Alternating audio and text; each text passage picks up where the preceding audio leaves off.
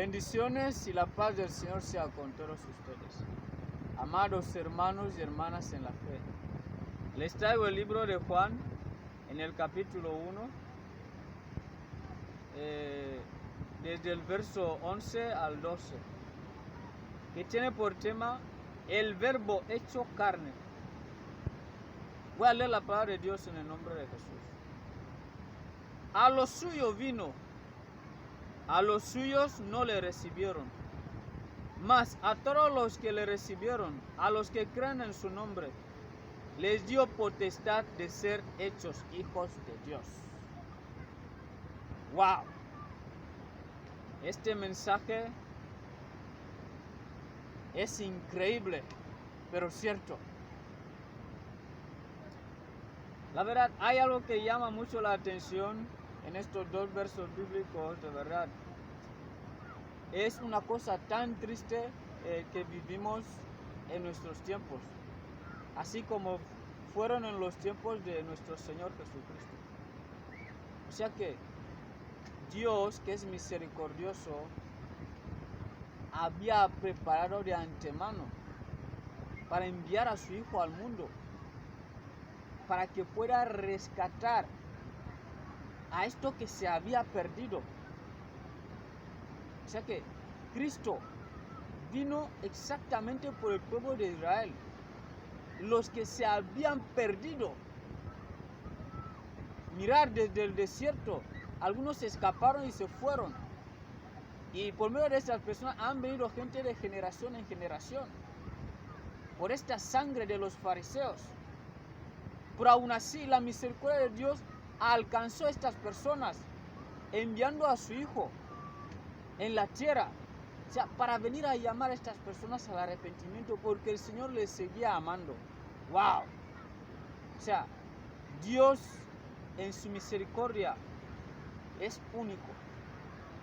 O sea, después de todo lo que los antepasados hicieron en el desierto, rebelándose contra Dios, algunos escaparon. Son esta gente que fueron formando algunos grupillos. Pero aún después de todo este tiempo, Dios enviando más a su Hijo al mundo para que venga a llamar a sus descendientes al arrepentimiento, que eran los fariseos y los maestros de la ley y los escribas. ¿Por qué? Porque esto es lo que dice aquí. Escuchen bien. A los suyos vino y los suyos no le recibieron. O sea que Dios vino especialmente para el pueblo de Israel por medio de Jesucristo. O sea, era para venir a despertarles, a decirles que el Señor les ama, que se arrepientan, reprendiéndoles francamente. Pero la terquedad y la obstinación del corazón y los celos se levantaron contra Jesucristo.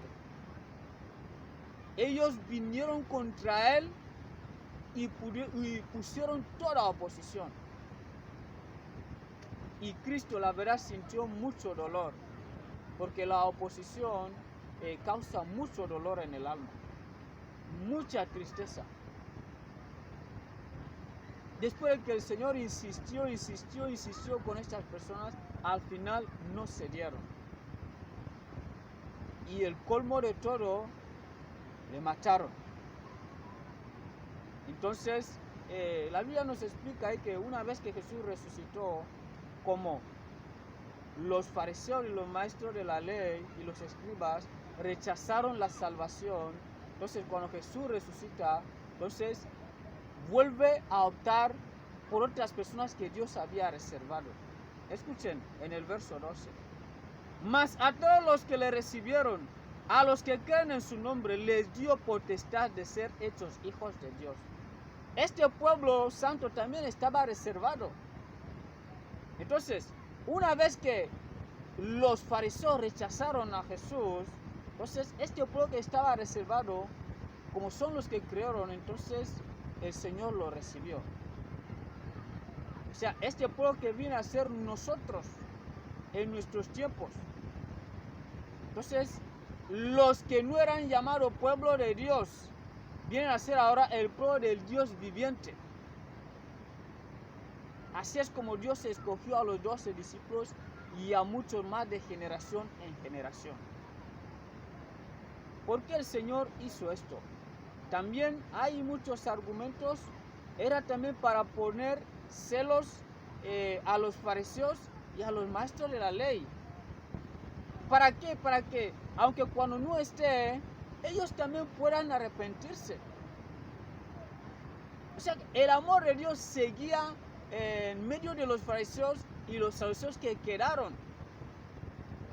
Que Dios volvió a levantar más gente, esta gente que no consideraban en el mundo.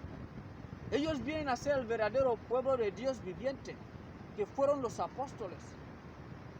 Era para causar celos a los israelitas, los verdaderos israelitas, que eran los judíos. Son los cuales Dios quiso venir a rescatar en el mundo. Pero por creerse demasiado sabios, ellos rechazaron a Cristo y a Dios. Entonces, Cristo optó por coger a este pueblo que estaba reservado, este pueblo que somos nosotros. Y estas cosas también ocurren de generación en generación. Podemos ver en nuestros tiempos que también hay personas que Dios escoge.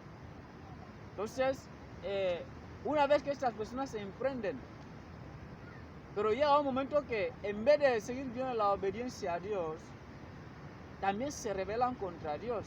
Entonces, hay gente que no son nadie ni nada, que están ahí en un rincón. Entonces, para que Dios ponga celo en estas personas, Dios saca a estas personas de la nada y las trae delante de estas personas.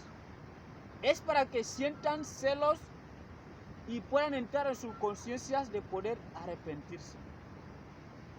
Dios hace las cosas como quiere.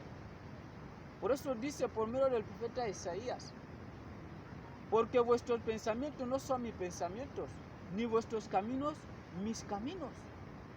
Dios hará lo que vea mejor. O sea, Dios puede buscar mecanismos para causar celos a las personas que le dejan, o personas que intentan vivir su vida en el Señor como quieren.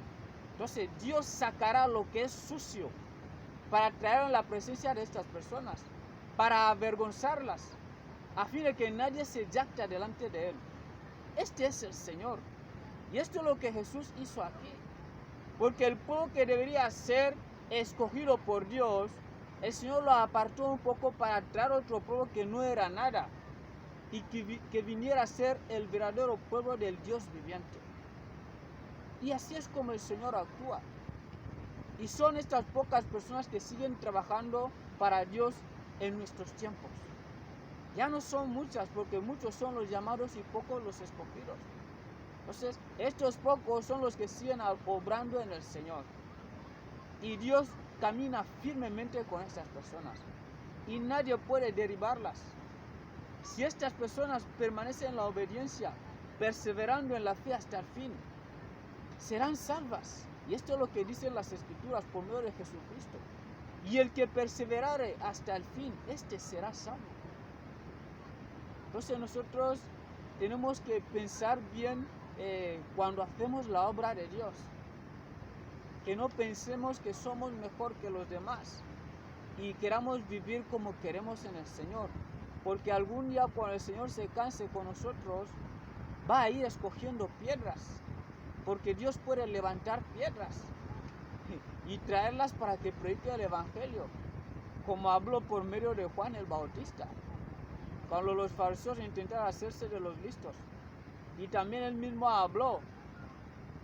O sea que hay que entender estas cosas, que Dios hace cosas que nosotros no entendemos, cosas que sobrepasan nuestro entendimiento. Lo único que nos queda es ser humildes, obedientes en la presencia de Dios. Porque aunque Dios nos ha dado algo, puede quitarlo. El Señor hace todas las cosas perfectas. Dios conoce todo, Dios conoce todas las cosas. Entonces nosotros tenemos que vivir en obediencia al Señor. Porque si el Señor nos sacara lo que nos ha dado, esto es triste. Dios es el que escudriña los corazones. Y todos nosotros tenemos que someternos al Señor para que tengamos paz. Que el Señor les guarde.